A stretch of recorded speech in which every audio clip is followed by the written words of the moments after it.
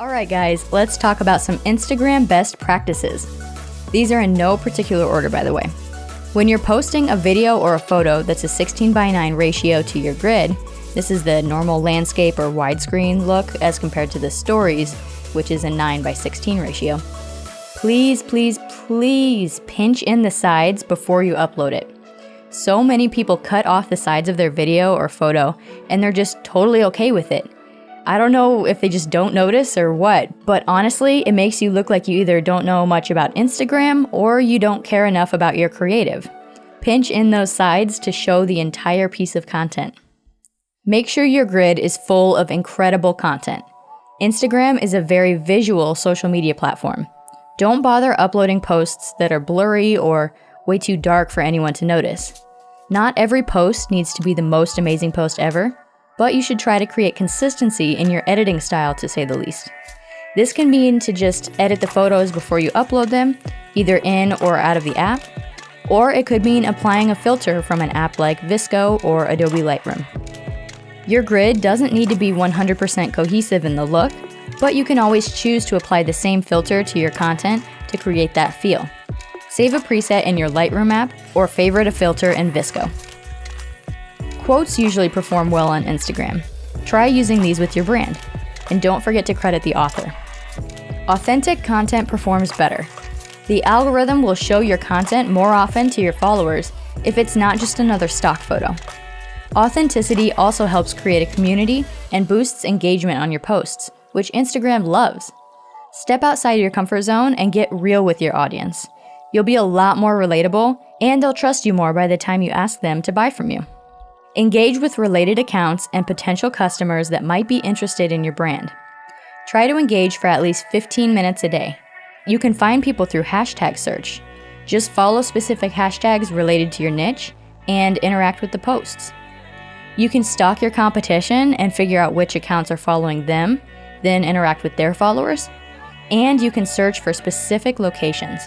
This is helpful if you own a restaurant, for example, and you need to target a specific city. Make sure your interactions aren't copy-paste or inauthentic. Don't just respond with a thumbs up. Put some effort in and try to build your community. Respond to all comments on your posts. Treat every follower like they're important, and they'll keep showing up for you. Don't be afraid to dive into the DMs or direct messages. Interact with people one-on-one and don't try to sell. Build relationships. Allow your content to do the selling for you. A fun tip to try with Instagram is sending a quick personalized video message to everyone who follows you. Taking 1 minute out of your day to say, "Hey T, thanks for following," will make you stand out from the crowd and will initiate a conversation to your newly connected follower. Do not buy likes or engagement, and don't do the follow-unfollow trick. Both lead to Instagram's algorithm not favoring your content, and it also creates a very noticeable reason why people won't trust you or your brand. To grow your Instagram, send fans from other platforms to engage with you there. Instagram is not a platform built for sharing or organic search.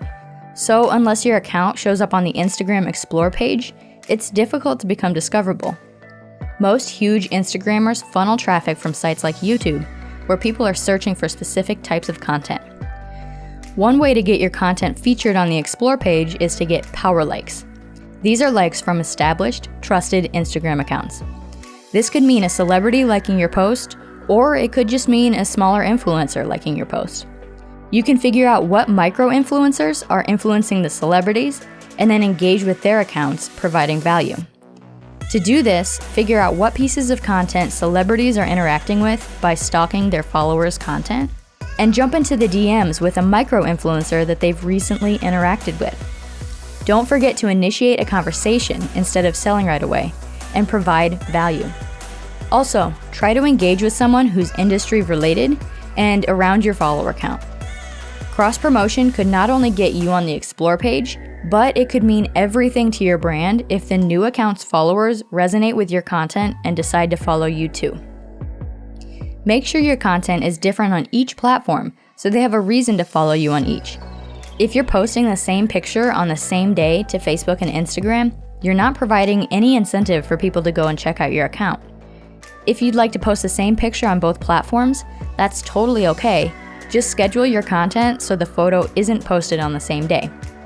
Make sure your account is a business account and complete all of the public business info.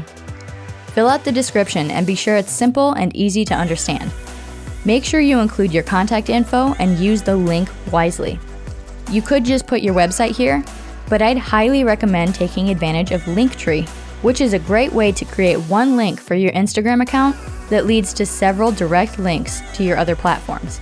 Personally, I have my latest YouTube video, my other social media accounts, my website, and my Calendly linked, so people can find exactly what they need when they're looking into my brand.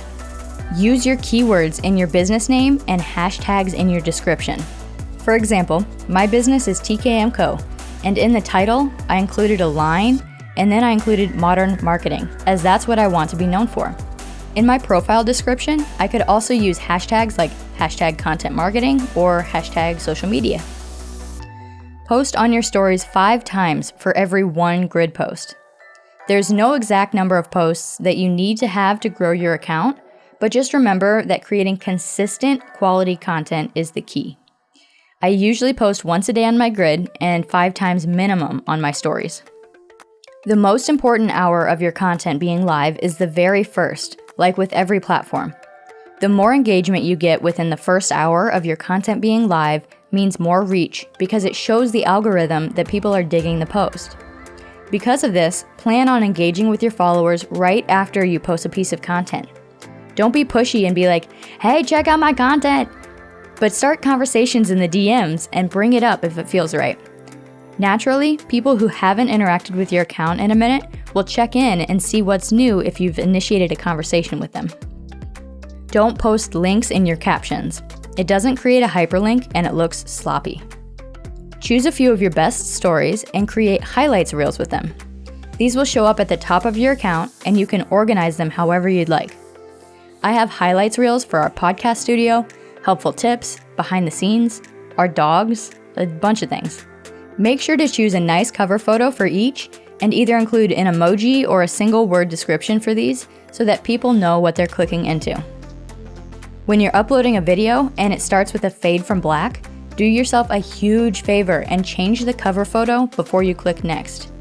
Otherwise, it'll be a black screen for your Instagram grid. You can do this by clicking the video in the top right and selecting the cover photo you want to display. Try out new features as they're released.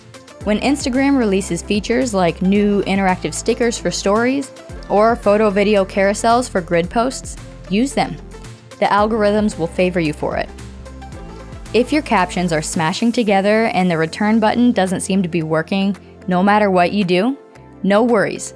Bookmark this website on your phone's web browser. appsforlifehost.com/Instagram/captionmaker.html.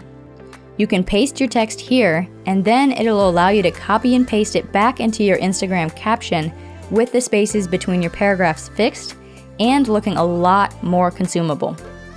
Another way to make your content more consumable is by including captions on your videos. Most people don't scroll with sound, so try to capture attention to your video with text. You can use sites like rev.com to provide transcriptions and apps like Adobe Premiere Pro or Adobe Rush, or you could give mixed captions a try. If you can, choosing Adobe software is always the way to go. If you're looking for video editing apps on your phone, I'd highly recommend Adobe Rush. It's easy to use and inexpensive if you're looking to edit videos rather frequently. If you'd like to create stunning stories but don't want to design new templates every single time, check out Canva and also apps like StoryArt, WordSwag, Layout, and Unfold. These phone apps will allow you to create cute Instagram highlight covers as well. If you have longer videos that you'd like featured on Instagram, create an account on IGTV and post your video there. You can title it, give it a description, and even post a preview of it on your Instagram account's grid or stories. And follow me on Instagram and let me know that you're taking this course. We can cross-promote each other and you can keep up to date on Instagram best practices as I come across them.